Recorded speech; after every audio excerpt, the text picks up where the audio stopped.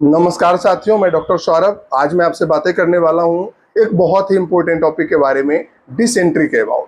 Dysentery क्या है, dysentery में क्या सिम्टम्स देखने को मिलते हैं, डायरिया डिसेंट्री में आप कैसे फर्क करोगे। कुछ भी हो लूज स्टूल तो उसे कहा जाता है कि डायरिया ही है, डायरिया ही है, इसमें बाइफर्केशन नहीं कर पाते हैं। तो हम लोग ये भी बातें करने वाले हैं कि डिसेंट्री के कंडीशंस में आपको क्या सिम्टम्स, क्या लक्षण देखने को मिलता है। इसके साथ साथ मैं बातें करूंगा इसके एक best homeopathic medicine, best composition, biochemic medicine, biochemic salt के द्वारा तैयार की गई दवा बायोकेमिक नंबर 9 के बारे में, इसके कंपोजिशन के बारे में भी जानेंगे और इसके डोजेस के भी बारे में जानेंगे। डिसेंट्री क्या होता है? डिसेंट्री इसको दो वर्ड में हम लोग डिवाइड करते हैं। डिस मीन्स होता है पेनफुल, डिवाइस पेनफुल, और एंट्री इट मीन्स की इंटेस्टाइन। इट मीन्स कि अगर आपके स्टूल हो रहे हैं, लूज स्टूल हो रहे हैं, इसके साथ साथ आपके इंटेस्टाइन में, पेट में क्रैम्प रहेगा और दर्द रहेगा। तो थोड़ा सा समझने की बात है, थोड़ा सा मैं बाइफर्केशन कर देता हूं। डायरिया क्या होता है, डिसेंट्री क्या होता है। डायरिया एक ऐसा कंडीशन है जिसमें कि लूज स्टूल होते हैं जो कि बहुत मात्रा में होते हैं। डायरिया एक ऐसा कंडीशन है जो कि स्मॉल इंटेस्टाइन के डिसऑर्डर्स के कारण होते हैं। ध्यान से सुनिएगा इस बात को। छोटी आंत में प्रॉब्लम होने के कारण क्या डेवलप होता है? डायरिया। लेकिन डिसेंट्री की बातें करें तो बड़ी आंत में कोई प्रॉब्लम होने के कारण जो क्रिएट होता है उसे कहते हैं डिसेंट्री।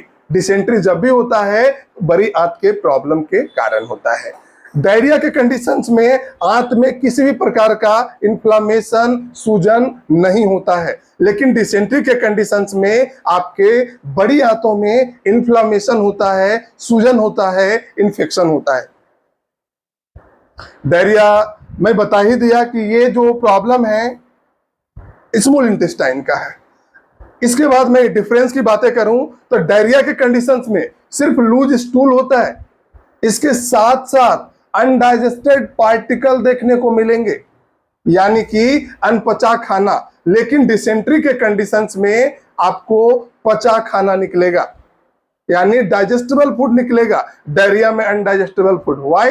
क्योंकि अगर कोई प्रॉब्लम स्मॉल इंटेस्टाइन में है, क्योंकि ज्यादातर खाना कुछ कुछ वहां बहुत ज्यादा पचता है, तो अगर डिसऑर्डर्स रहेंगे तो अच्छे से पाचन नहीं होंगे, तो अनडाइजेस्टेड पार्टिकल ही पास करेंगे। लेकिन डिसेंट्री के कंडीशंस में बड़ी आंत में आ जाते हैं, छोटी आंत से पच करके, और प्रॉब्लम जो है बड़ी आंत में है, तो यहाँ पर प्रॉब्लम जो क्रिएट कराएगा वो डिसेंट्री कहलाएगा। डायरिया के कंडीशंस में किसी भी प्रकार का खून नहीं निकलता, ब्लड नहीं निकलता, म्यूकस नहीं निकलता। लेकिन ध्यान रखें, डिसेंट्री के कंडीशंस में आपको ब्लड भी देखने को मिलेंगे, म्यूकस भी देखने को मिलेंगे, और कुछ लज्जे जलजे जैसा व्हाइट डिस्चार्जेस भी, यानी कि जिसे कि म्यूकस कहा गया, वो पास करेंगे। तो मैं आशा करता हूं ये समझ में आया होगा डिफरेंस। तो ध्यान रखेंगे कि डिसेंट्री के कंडीशंस में कि लूज स्टूल के साथ, डायरिया के साथ अगर आपको ब्लड आ रहे हैं, म्यूकस आ रहे हैं, तो ऐसे कंडीशंस को कहते हैं डिसेंट्री। बातें करते हैं इसके बेस्ट होम्योपैथिक मेडिसिन के बारे में, वो है बायो कॉम्बिनेशन नंबर 9। ये एक बहुत अच्छी मेडिसिन है। अगर आपको क्रोनिक कंडीशन है या फिर एक्यूट कंडीशन है तो आपके ट्रीटमेंट में सपोर्टिव मेडिसिन है बायो कॉम्बिनेशन नंबर 9।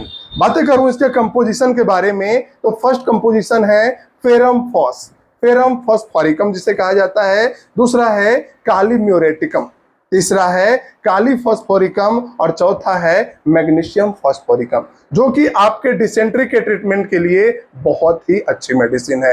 अगर आपको क्रॉनिक प्रॉब्लम हो, एक्यूट प्रॉब्लम हो, तो इस दवा का यूज कर सकते हैं। एक्यूट प्रॉब्लम हो तो आपको कुछ दिनों खाने से ये प्रॉब्लम ठीक हो जाएगा, लेकिन आपको क्रोनिक डिसेंट्री का प्रॉब्लम है तो लगातार कुछ दिनों तक आपको खाना होगा।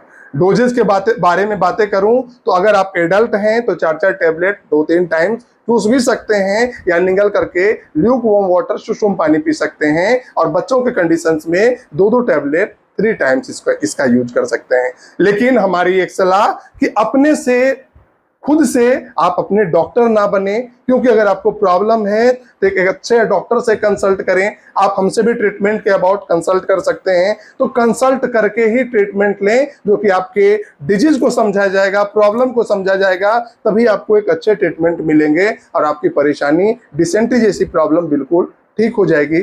धन्यवाद।